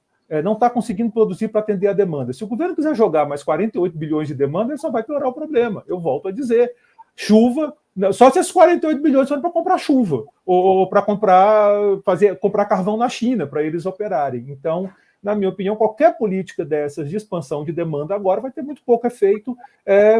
Está chovendo aqui em Brasília, de repente vai ter uma chuva ótima e melhora, mas pelo que os meteorologistas falam, não dá para dizer. Então, o recado que eu deixo é esse. Está tudo muito incerto. E numa incerteza muito grande, recomenda-se usar prudência. Obrigado, professores. Acho que está até gerando mini debates aqui no chat, então acho que foi uma discussão muito proveitosa. Acho que também grupos do WhatsApp da UNB aqui estão bem animados. Eu queria dar um espaço agora para os senhores fazerem as considerações finais, se despedirem e fechar o debate. Roberto, quer ir? À frente. Vamos lá, então, vamos inverter.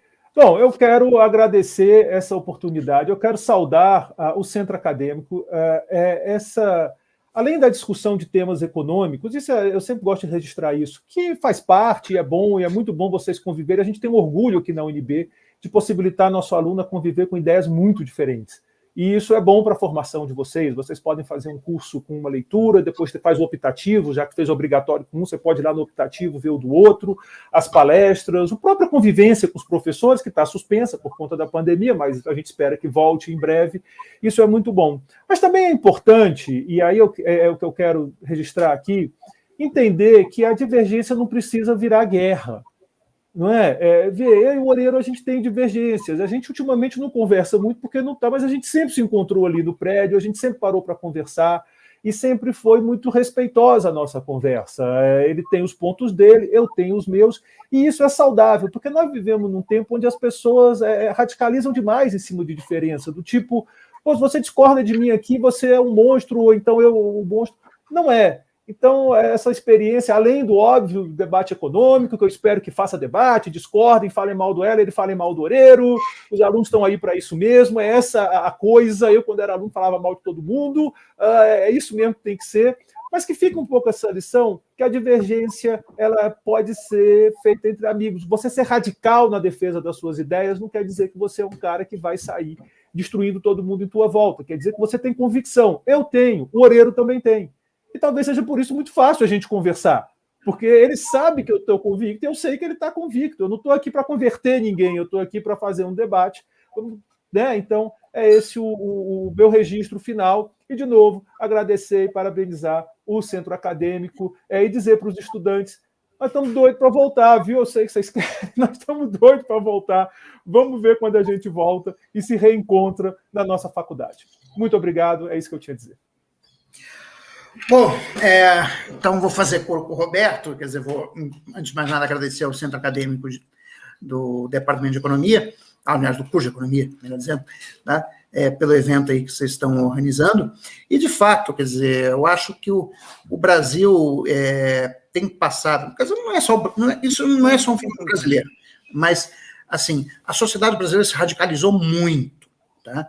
Eu, assim, nas eleições de 2018, naquele período entre o primeiro e o segundo turno, que eu costumava caminhar no eixão, assim, eu tinha lá umas senhorinhas do PT, agitando bandeira, tal, passavam ciclistas, xingavam, faziam gestos obscenos, aí não, as senhorinhas estavam lá, só defendendo, lá, não está fazendo nada, quer dizer, assim, está muito, e as pessoas se xingando, teve um outro lá que ameaçou não sei quem de morte, que ele era bolsonarista, e isso no Santuário Nacional da Aparecida, entendeu? Quer dizer, onde dali todo mundo, enfim, católico, né, deve ter o amor ao próximo como base fundamental, mas, enfim, as pessoas estão nesse nível, né? Então, é importante que esteja claro que as pessoas podem divergir legitimamente, né, sem ser burro, ou sem ser chamado de burro, ou de um outro palavrão, não vou agora dizer aqui, entendeu? E é o seguinte, essa nossa ciência, né, embora o prêmio Nobel esse ano tenha sido, né, para o pessoal dos experimentos naturais, mas a gente sabe que experimento natural é um troço muito difícil de fazer, muito difícil, tá? No final das contas, a gente não sabe, tá? Quer dizer, não tentem comparar a economia com a física, entendeu? O Einstein, quando fez a teoria da relatividade, ele fez um monte de... olha, minha teoria tem explicação X, Y, Z. Aí teve uma que foi até lá no Nordeste, acho que foi no Ceará, não foi? Em Sobral. Sobral, foi no Sobral. United States of Sobral, caso o senhor não saiba. Foi um eclipse que aí eu não entendo direito qual era o teste. Eu sei que foram lá, fotografou o eclipse, e aí aquilo ali estava de acordo com uma das implicações da teoria da relatividade do Einstein.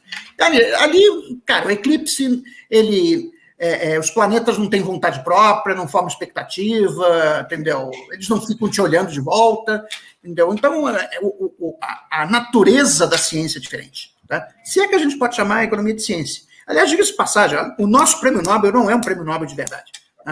Quer dizer, ele é um prêmio dado pelo Banco Central da Suécia em memória a Alfred Nobel, tá? Mas ele não constitui o que originalmente a Fundação Nobel entendia como ciência estritamente falando. Então, eu acho que a gente tem que ser mais... tem que continuar com as nossas convicções, etc., mas respeitar a opinião dos outros quando baseada solidamente no seu próprio arcabouço teórico, que é importante a gente saber separar as pessoas que fazem trabalho sério dentro do seu arcabouço teórico do sujeito que é picareta, que esses existem, tá?